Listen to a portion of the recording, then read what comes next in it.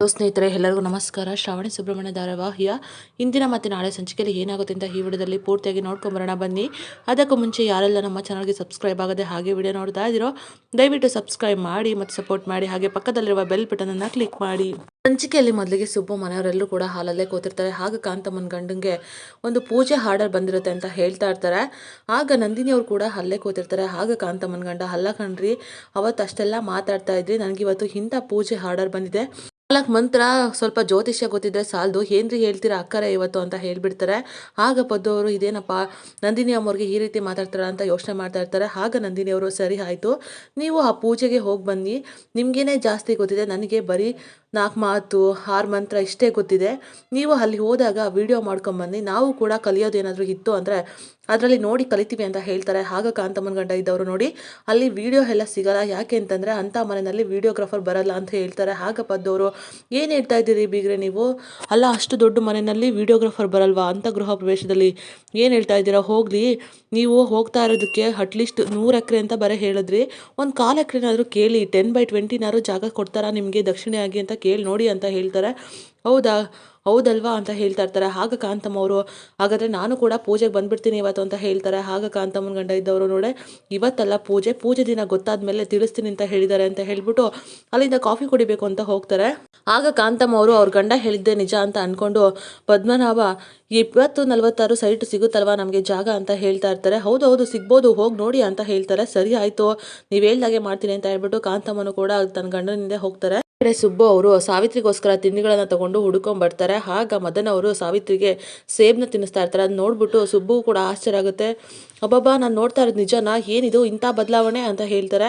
ಆಗ ಮದನ್ ಇದ್ದವರು, ಅಲ್ಲ ಸುಬ್ಬು, ನಾನು ನನ್ನ ಹೆಂಡತಿಗೆ ಸೇಬ್ ತಿನ್ಸೋದ್ರಲ್ಲಿ ತಪ್ಪೇನಿದೆ, ನಾನು ಇವಾಗ ತಿನ್ನಿಸ್ಲೇಬೇಕಲ್ವಾ, ಅವಳು ಗರ್ಭಿಣಿ ಇವಾಗ ಅಂತ ಹೇಳ್ತಾ ಇರ್ತಾರೆ. ಆಗ ಸುಬ್ಬು ಅವರು, ಅಯ್ಯೋ, ಭೂತನ್ ಬಾಯಲ್ಲಿ ಭಗವದ್ಗೀತೆ ಬರ್ತಾ ಇದೆಯಲ್ಲ, ಏನು ಸಾವಿತ್ರಿ ಇದು ವಿಷಯ, ನಿಜವಾಗ್ಲೂ ನಿಜನಾ ಇದೆಲ್ಲ ಅಂತ ಹೇಳ್ತಾರೆ. ಯಾವಾಗ ಬದಲಾದ್ರು ಇಷ್ಟು ಬೇಗ ಅಂತ ಹೇಳ್ತಾರೆ. ಆಗ ಮದನ್ ಅವರು, ಅಯ್ಯೋ ಸುಬ್ಬು, ನನ್ನ ಹೆಂಡ್ತಿನ ನಾನೇ ನೋಡ್ಕೋಬೇಕಲ್ವಾ ಅಂತ ಹೇಳ್ತಾ ಇರ್ತಾರೆ.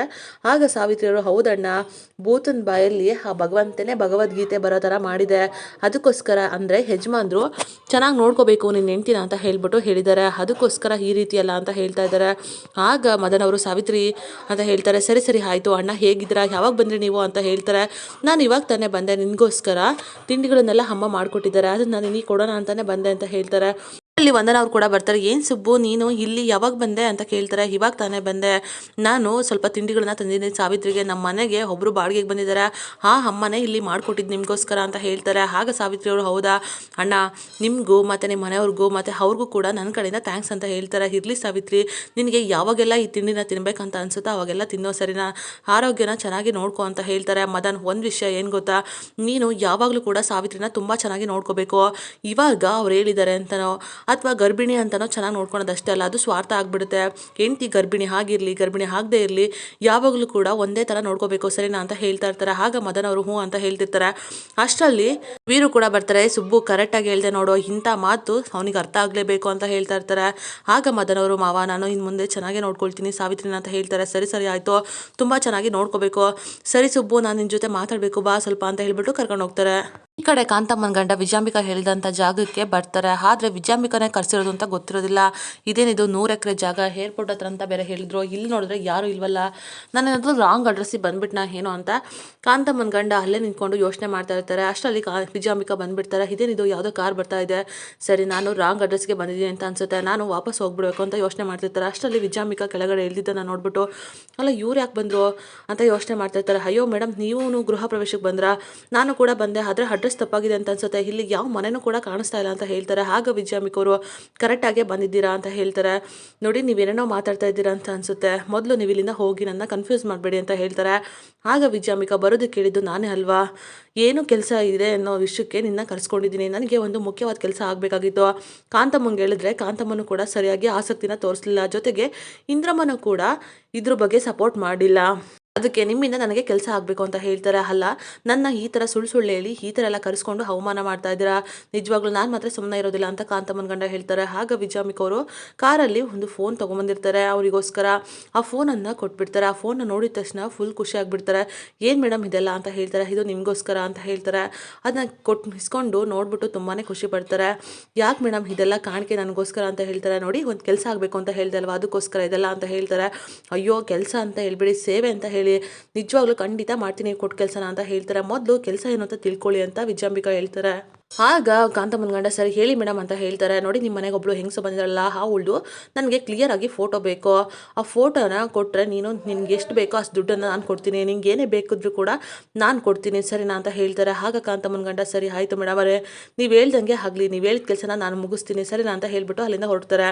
ಈ ಕಡೆ ಧನಲಕ್ಷ್ಮಿ ಅವರು ಐಶುಗೆ ಊಟ ಮಾಡಿಸೋದಕ್ಕೆ ಫೋರ್ಸ್ ಮಾಡ್ತಿರ್ತಾರೆ. ಆಗ ಅವಳು ಊಟ ಮಾಡಲ್ಲ ಅಂತ ಹಠ ಮಾಡ್ತಾ ಇರ್ತಾಳೆ. ಆಗ ಧನಲಕ್ಷ್ಮಿ ಅವರು, ನೋಡು, ನೀನೇನಾದ್ರು ಊಟ ಮಾಡಿಲ್ಲ ಅಂದರೆ ನಿಮ್ಮ ಅಪ್ಪನ ಜೊತೆ ಹೊರಟೋಗ್ಬಿಡ್ತೀನಿ, ನೀನು ಒಬ್ಬಳೇ ಆಗ್ತೀಯ ಅಂತ ಹೇಳ್ತಾರೆ. ಅಷ್ಟರಲ್ಲಿ ಶ್ರಾವಣಿ ಕೂಡ ಬರ್ತಾರೆ, ಪದ್ದು ಕೂಡ ಬರ್ತಾರೆ. ನಂದಿನಿ ಅವರು ಕೂಡ ಅಲ್ಲೇ ನಿಂತ್ಕೊಂಡು ನೋಡ್ತಿರ್ತಾರೆ. ಶ್ರಾವಣಿ ಅವಳು ಹೇಗೆ ಒಬ್ಬಳೇ ಆಗ್ತಾಳೆ, ಅದಕ್ಕೆ ನಾನಿದ್ದೀನಿ, ಅತ್ತೆ ಇದ್ದಾರೆ, ಎಲ್ಲರೂ ಕೂಡ ಇದೀವಲ್ವಾ ಅಂತ ಹೇಳ್ತಾರೆ.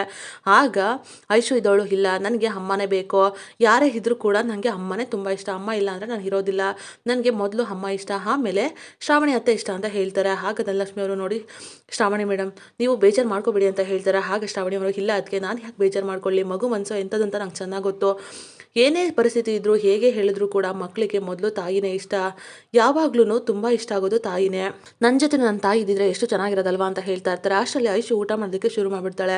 ನೋಡಿದ್ರೆ ಅದಕ್ಕೆ ನೀವು ಬಿಟ್ಟೋಗ್ತೀವಿ ಅಂತ ಅಂದ ತಕ್ಷಣ ಎಷ್ಟು ಬೇಗ ಊಟ ಮಾಡೋದಕ್ಕೆ ಶುರು ಮಾಡಿಬಿಟ್ಲು. ನನ್ನ ತಾಯಿ ಯಾಕೆ ಬಿಟ್ಟೋದ್ರೋ ಗೊತ್ತಿಲ್ಲ, ಆದರೆ ನನ್ನ ತಾಯಿ ನನ್ನ ಬಿಟ್ಟೋಗೋ ಸಮಯದಲ್ಲಿ ನನಗೇನಾದ್ರು ಬುದ್ಧಿ ಇತ್ತು ಅಂದಿದ್ರೆ ಇದೇ ಥರನೇ ಹಠ ಮಾಡಿ ನನ್ನ ಜೊತೆನೇ ಉಳಿಸ್ಕೊಳ್ತಾ ಇದ್ದೆ. ಆದರೆ ನನ್ನ ತಾಯಿ ನನ್ನ ಬಿಟ್ಟೋಗ್ಬಿಟ್ರು, ನನ್ನ ಒಂಟಿ ಮಾಡೋಗ್ಬಿಟ್ರು ಅಂತ ತುಂಬಾ ಎಮೋಷ್ನಲ್ ಆಗಿ ಕಣ್ಣೀರು ಹಾಕೋದಕ್ಕೆ ಶುರು ಮಾಡಿಬಿಡ್ತಾರೆ. ಆಗ ಶ್ರಾವಣಿ ಅವರು ತುಂಬ ಬೇಜಾರು ಮಾಡಿಕೊಂಡು ಅಲ್ಲಿಂದ ರೂಮ್ಗೆ ಎದ್ದೋಗ್ಬಿಡ್ತಾರೆ. ಆಗ ನಂದಿನಿ ಅವರು ಕೂಡ, ಕ್ಷಮಿಸು ಮಗಳೇ, ನನ್ನ ದುರಾದೃಷ್ಟ, ನನ್ನ ಜೀವನ ಈ ರೀತಿ ಎಲ್ಲ ಆಗ್ಬಿಡ್ತು, ಇದರಿಂದ ನಿನಗೆ ಈ ಥರ ಕಷ್ಟ ಆಗ್ಬಿಡ್ತು, ಕ್ಷಮಿಸು ಅಂತ ಮನಸ್ಸಲ್ಲೇ ಯೋಚನೆ ಮಾಡಿಕೊಂಡು ಅವರು ಕೂಡ ಹತ್ಬಿಡ್ತಾರೆ. ಸುಬ್ಬು ಮತ್ತು ವೀರು ಇಬ್ಬರು ಕೂಡ ಮಾತಾಡ್ಕೊಂಡು ಕೂತಿರ್ತಾರೆ. ಸುಬ್ಬು ತಂದುಕೊಟ್ಟಂಥ ತಿಂಡಿನ ವಂದನಾ ಅವರು ವೀರಿಗೂ ಕೊಡೋದಕ್ಕೆ ಅಂತ ತರ್ತಾರೆ. ನೋಡಿ ಬಾವ, ತುಂಬಾ ಚೆನ್ನಾಗಿದೆ, ಟೇಸ್ಟ್ ನೋಡಿ ಅಂತ ಕೊಡ್ತಾರೆ.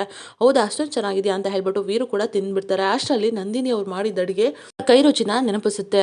ಅಲ್ಲ ಸುಬ್ಬು, ಇದನ್ನು ಯಾರು ಮಾಡಿದ್ದು ಅಷ್ಟಕ್ಕೂ, ನಾನು ಈ ರುಚಿನ ಎಲ್ಲೋ ತಿಂದಿದ್ದೀನಿ, ಆದರೆ ಎಲ್ಲಿ ಅಂತ ಗೊತ್ತಾಗ್ತಿಲ್ಲ, ನಿಜವಾಗ್ಲೂ ನಾನು ಇದನ್ನೆಲ್ಲ ಟೇಸ್ಟ್ ಮಾಡಿದ್ದೀನಿ, ಯಾರದು ಅಂತ ಕೇಳ್ತಾರೆ. ಆಗ ಸುಬ್ಬು ಅವರು, ಅಯ್ಯೋ ಏನು ಮಾಡಲಿ ಅಂತ ಯೋಚನೆ ಮಾಡ್ತಾ, ಅದು ಯಜಮಾನ್ರೆ, ನಮ್ಮ ಮನೆಗೆ ಒಬ್ಬರು ಬಾಡಿಗೆಗೆ ಬಂದಿದ್ದಾರೆ, ಅವರು ಉತ್ತರ ಕರ್ನಾಟಕದವರು, ಅವ್ರು ಮಾಡಿದ್ದು ಅಂತ ಹೇಳ್ತಾರೆ. ಅಷ್ಟರಲ್ಲಿ ಸುರೇಂದ್ರ ಅವರು ಕೂಡ ಬರ್ತಾರೆ. ಅವರು ಕೂಡ ಟೇಸ್ಟ್ ನೋಡ್ತಾರೆ. ಹೌದು, ನಿಜವಾಗ್ಲೂ ಇದು ಹತ್ತಿಗೆನೇ ಮಾಡಿರೋದು, ಪಕ್ಕ ಹತ್ತಿಗೆ ರುಚಿಯ ಹಣ್ಣಿಗೆ ನೆನಪಾಗೇ ಇರುತ್ತೆ ಅಂತ ಮನಸ್ಸಲ್ಲೇ ಯೋಚನೆ ಮಾಡ್ತಾ ಇರ್ತಾರೆ. ನೋಡು ಸುರೇಂದ್ರ, ಈ ಟೇಸ್ಟ್ ನಾವೆಲ್ಲೋ ಮಾಡಿದ್ದೀವಿ, ನಿನಗೆ ಗೊತ್ತಾಗ್ತಿದೆಯಾ ಅಂತ ಕೇಳ್ತಾರೆ. ಆಗ ಸುರೇಂದ್ರ ಅವರು, ಹೌದು ಖಂಡಿತ ಅಣ್ಣ, ಹುಬ್ಳಿನಲ್ಲಿ ಹೋಗಿದ್ವಲ್ಲ, ಅಲ್ಲಿ ಒಂದು ಅಜ್ಜಿ ಮಾಡಿಕೊಟ್ಟಿದ್ರು ಅಷ್ಟೇ ಅಂತ ಹೇಳ್ಬಿಡ್ತಾರೆ. ಆಗ ವೀರೇಂದ್ರ ಅವರು, ಇಲ್ಲ ಇಲ್ಲ, ನಾನು ನಾಲ್ಗೆ ಮಾತ್ರ ಯಾವುದೇ ಕಾರಣಕ್ಕೂ ಸುಳ್ಳು ಹೇಳಲ್ಲ, ಈ ರುಚಿ ನನಗೆ ಚೆನ್ನಾಗಿ ನೆನಪಾಗ್ತಿದೆ, ನಾನು ಇದನ್ನು ಎಲ್ಲೋ ತಿಂದಿದ್ದೀನಿ, ಆದರೆ ಎಲ್ಲಿ ಅಂತ ಗೊತ್ತಾಗ್ತಿಲ್ಲ, ನಿಜವಾಗ್ಲೂ ಈ ರುಚಿ ನನ್ನ ಮನಸ್ಸನ್ನ ಗೆದ್ಬಿಡ್ತು ಅಂತ ಹೇಳಿ ಅಲ್ಲಿಂದ ಹೋಗ್ಬಿಡ್ತಾರೆ. ವೀರುಗೆ ಈ ತಿಂಡಿನೆಲ್ಲ ನಂದಿನಿನೇ ಮಾಡಿರ್ಬೋದು ಅಂತ ತುಂಬಾ ಗಾಢವಾಗಿ ಡೌಟ್ ಬಂದಿದೆ. ಅದನ್ನು ಯೋಚನೆ ಮಾಡ್ತಾ ಸುಬ್ಬು ಕೂಡ ಕೂತ್ಬಿಡ್ತಾರೆ. ಈ ಕಡೆ ಕಾಂತಮ್ಮನ ಗಂಡ ನಂದಿನಿ ಅವ್ರ ಫೋಟೋನ ತೆಗಿಬೇಕು ಅಂತ ಪ್ರಯತ್ನ ಪಡ್ತಾ ಇರ್ತಾರೆ. ಅಲ್ಲಿ ನಂದಿನಿ ಅವರು ಐಶು ಪುಟ ಜೊತೆ ಆಟ ಆಡ್ತಾ ಇರ್ತಾರೆ. ಅಷ್ಟರಲ್ಲಿ ಕಾಂತಮ್ಮನಿಗೂ ಕೂಡ ವಿಷಯ ಹೇಳಿರ್ತಾರೆ. ಕಾಂತಮ್ಮ ಮತ್ತು ಕಾಂತಮ್ಮನ ಗಂಡ ಇಬ್ಬರು ಸೇರಿಕೊಂಡು ಫೋನಲ್ಲಿ ಫೋಟೋನ ಕ್ಯಾಪ್ಚರ್ ಮಾಡೋದಕ್ಕೆ ನೋಡ್ತಾ ಇರ್ತಾರೆ. ಅಷ್ಟರಲ್ಲಿ ಶ್ರಾವಣಿ ಅವರು ಕೂಡ ಬರ್ತಾರೆ. ಏನು ಮಾಡ್ತಿದ್ದೀರಾ ನೀವು ಅಷ್ಟಕ್ಕೂ, ಏನು ಮಾಡ್ತೀರಾ ಫೋನ್ ಹಿಡ್ಕೊಂಡು ಅಂತ ಕೇಳ್ತಾರೆ.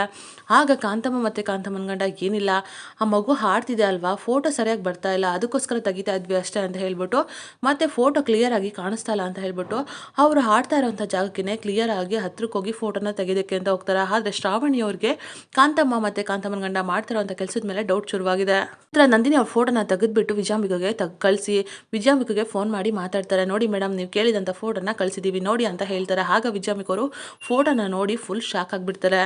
ಒಟ್ಟಿನಲ್ಲಿ ನಂದಿನಿ ಅವ್ರ ಬಗ್ಗೆ ವಿಜಯಾಂಬಿಕೆಗೆ ಮತ್ತು ವೀರುಗೆ ಗೊತ್ತಾಗಿದೆ. ಇದಾಗಿತ್ತು ಈ ಸಂಚಿಕೆ. ನಮ್ಮ ವಿಡಿಯೋ ನಿಮಗೆ ಇಷ್ಟ ಆಗಿದ್ದಲ್ಲಿ ಒಂದು ಲೈಕ್ ಮಾಡಿ. ಮುಂದಿನ ವಿಡಿಯೋಗಳಿಗಾಗಿ ನಮ್ಮ ಚಾನಲನ್ನು ಸಬ್ಸ್ಕ್ರೈಬ್ ಮಾಡಿ ಮತ್ತು ಸಪೋರ್ಟ್ ಮಾಡಿ. Thank you.